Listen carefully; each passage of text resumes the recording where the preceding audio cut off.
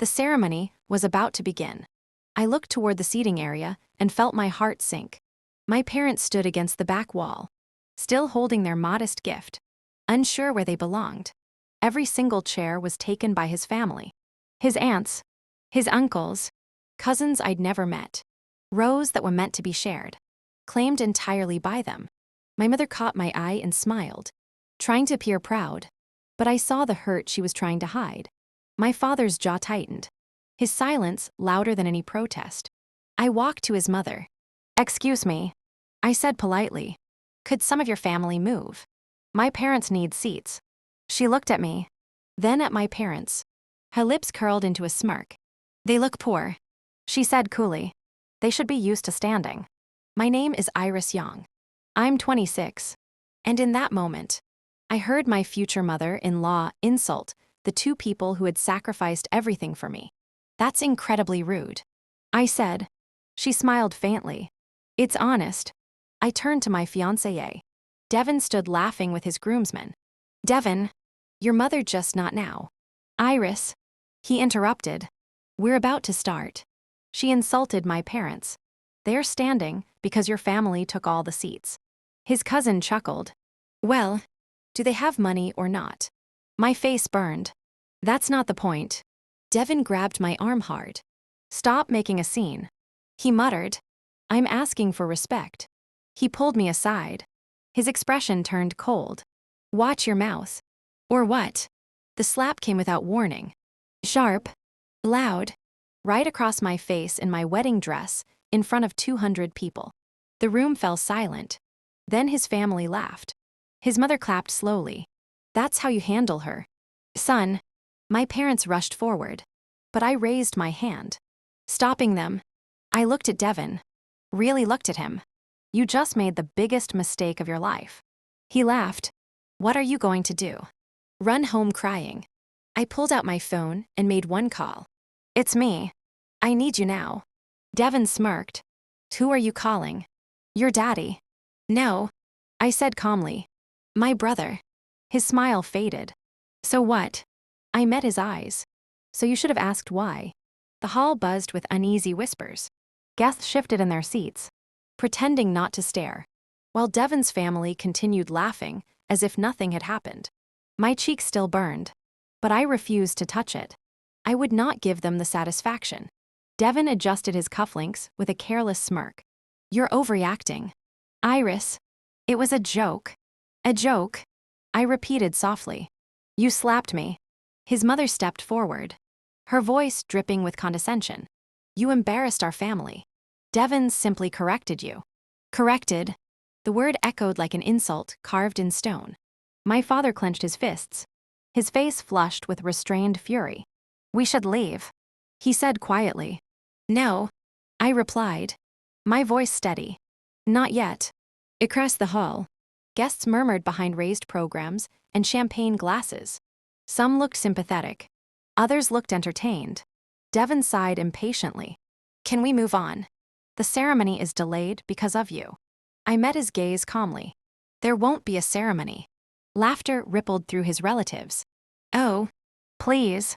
His cousin scoffed. "What are you going to do?" Before I could answer, the grand doors at the back of the hall opened. A hush fell over the room. Several black vehicles had pulled up outside, their engines silent, their presence commanding. Moments later, a group of sharply dressed men entered, their movements precise and purposeful. At their center stood a tall man in a dark tailored suit. His expression was calm, controlled, familiar. My breath steadied as our eyes met. He stopped beside me. "Iris," he said quietly, his voice filled with concern. "Are you all right?" Devin frowned. "Who the hell are you?" The man looked at him with cool indifference. "My name is Lucas Young," he said. He turned to me gently. "My sister."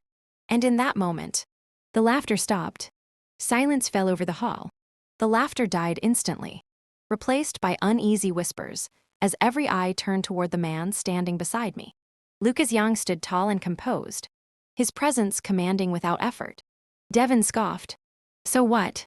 She has a brother. Congratulations." Lucas didn't react. He simply removed his gloves. his gaze steady and unreadable. "Is this the man who struck you?" he asked quietly. "Yes," I replied. My voice didn't tremble. Lucas nodded once. No anger. No raised voice. Just a stillness that felt far more dangerous than rage. Devin laughed nervously. "Look, whatever this is, it's a family matter. You don't belong here." Lucas met his eyes. "You're correct." A pause. "I don't belong here." He stepped forward, his presence shifting the air in the room. "But you won't either." Murmurs rippled through the guests. Devin's mother straightened, her smile brittle. "I don't know who you think you are, but this is a private event." Lucas reached into his pocket and produced a slim leather card holder. He handed a card to the wedding coordinator, who glanced at it and froze. Her expression drained of color. She whispered something urgently to Devin's father, who read the card next. His confident smile vanished. Devin frowned. "What is this?" Lucas spoke calmly, his voice carrying across the silent hall. "I'm the managing partner of Yang Global Holdings." Gasps spread through the room. His mother's smirk disappeared. Lucas turned to Devin, his expression unchanged. "And the sole owner of the building you're standing in." The hall fell into stunned silence. Devin's face palled. Lucas's gaze hardened slightly. "Now," he said quietly, "let's discuss what happens next." The silence in the hall was suffocating. Devin stared at Lucas as if the ground had shifted beneath his feet. His confident smirk faltered, replaced by disbelief. "You're bluffing," he said, forcing a laugh. "This venue belongs to the Whitmore Group." Lucas regarded him calmly. It did until last quarter. A ripple of whispers spread through the guests. Devin's father snatched the card from the wedding coordinator, scanning it again with trembling hands. His face drained of color. This can't be right," he muttered. Lucas said nothing. He didn't need to. Power spoke louder than anger. Devin's mother straightened, her voice sharp with irritation. "Even if that were true, this is our son's wedding. You can't interfere." Lucas turned to her, his expression polite but unyielding. "I'm not interfering. Mrs. Whitmore, I'm protecting my sister." The words settled heavily in the room. My parents stood behind me, stunned but proud, their silence filled with quiet dignity. For the first time that day, they were not standing alone. Devin scoffed, his pride wounded. "This is ridiculous. Iris, tell your brother to leave. We're getting married." I met his gaze calmly. "No," I said. His expression darkened. "What did you say?" "There will be no wedding," I repeated. Gasps echoed through the hall. His mother stepped forward angrily. "You ungrateful girl. After everything we've done for you, enough." Lucas said quietly. The single word silenced her. He turned to the wedding coordinator. "Cancel the ceremony." The coordinator hesitated only a moment before nodding. "Yes, Mr. Yang." Devin's face flushed with fury. "You can't do this." Lucas met his eyes without emotion. "I already have." And just like that, the wedding ended before it began. The hall erupted into chaos. Guests whispered in stunned disbelief as the wedding coordinator began instructing staff to dismantle the ceremony. Musicians lowered their instruments. The floral arrangements that had once symbolized celebration now stood as silent witnesses to humiliation. Devin's face flushed crimson. "You can't cancel my wedding," he shouted. Lucas remained unmoved. "It was never your wedding to control." Devin's mother stepped forward, her composure cracking. "Do you know who we are?" Lucas met her gaze calmly. "Yes." A pause. "That's why I came prepared." He gestured toward the entrance, where two legal representatives entered, briefcases in hand. Murmurs rippled through the crowd as they approached Lucas with quiet efficiency. Devin frowned. "What is this supposed to mean?" Lucas spoke evenly. "Your family's company, Whitmore Holdings, is currently under investigation for financial misconduct, misuse of investor funds, fraudulent reporting. You should be receiving official notice shortly." Gasps echoed through the hall. "That's absurd." Devin's father snapped, his voice shaking. "Is it?" Lucas replied, handing him a sealed envelope. "You may want to read that." The man's hands trembled as he opened it. His face turned ashen. Devin looked between them. Panic, replacing arrogance. What did you do? Lucas's expression remained calm. Nothing. He turned slightly, his voice cold with certainty. You destroyed yourselves. Silence fell once more. I stood beside my brother, no longer humiliated, no longer powerless. For the first time that day, I felt the weight lift from my chest. Devin stared at me in disbelief. You planned this, he whispered. I met his gaze steadily. No, I said. You forced me to finish it. The whispers turned into chaos. Guests rose from their seats, murmuring as they checked their phones. The news already spreading beyond the walls of the grand hall.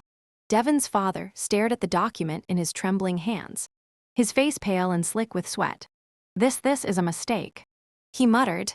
Lucas remained calm. No, Mr. Whitmore. It's an audit. Devin looked between us, panic tightening his voice. You can't ruin my family over a misunderstanding. Lucas's gaze was steady. Your family ruined itself long before today. Devin's mother stepped forward, her composure shattered. You have no right. I have every right. Lucas said quietly. You insulted my sister. You humiliated her. And you allowed your son to strike her. Silence fell again, heavy and suffocating. The words echoed across the hall like a verdict.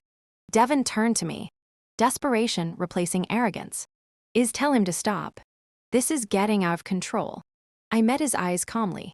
You lost control the moment you raised your hand against me. His jaw tightened. It was a mistake. No, I said softly. It was a revelation. Outside, flashing lights painted the hall's windows in red and blue. Gasps rippled through the crowd as authorities entered, their presence commanding and undeniable. Devin's father staggered back. You called them. Lucas shook his head. No. He glanced at me. I did. I said. Devin stared in disbelief. You wouldn't. I already have. As officers approached the Whitmore family, the truth settled over the room with quiet finality. The wedding had ended in silence, but their downfall had only just begun. The flashing lights outside painted the hall in shifting shades of red and blue. Officers escorted Devin's father toward the exit, his once proud posture reduced to a defeated shuffle. His mother stood frozen, clutching her pearls as whispers spread like wildfire through the guests. Devin turned to me, his composure shattered. Iris, please, he said quietly, stepping closer. Don't do this. We can fix it. I held his gaze steady and unflinching. Fix what? I asked. The insult to my parents, the humiliation, or the moment you raised your hand against me. His voice cracked. I lost my temper. It didn't mean anything. That's exactly why it meant everything. I replied. For the first time, he had no answer. Behind me, my mother stood silently, her eyes glistening with tears. She tried to hide. My father's hand rested gently on her shoulder, his expression proud yet heavy with emotion. They were no longer standing alone. They were standing with me. Devin swallowed hard. Give me another chance. I looked at him, not as the man I once loved, but as the stranger he had revealed himself to be. You had your chance, I said softly, and you used it to hurt me. The words settled between us with quiet finality.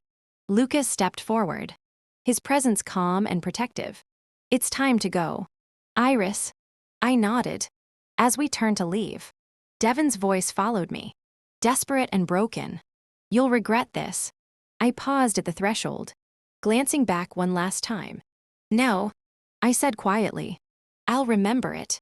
And with that, I walked away, leaving the past behind me at the altar where it belonged. The grand doors closed behind me with a soft final click.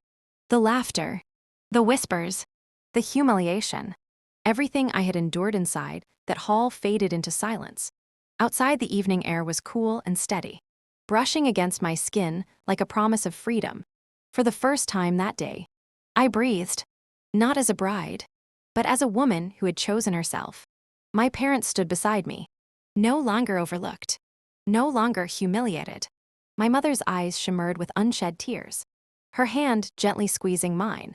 You were so brave, she whispered. I shook my head softly. I wasn't brave. I was finally honest.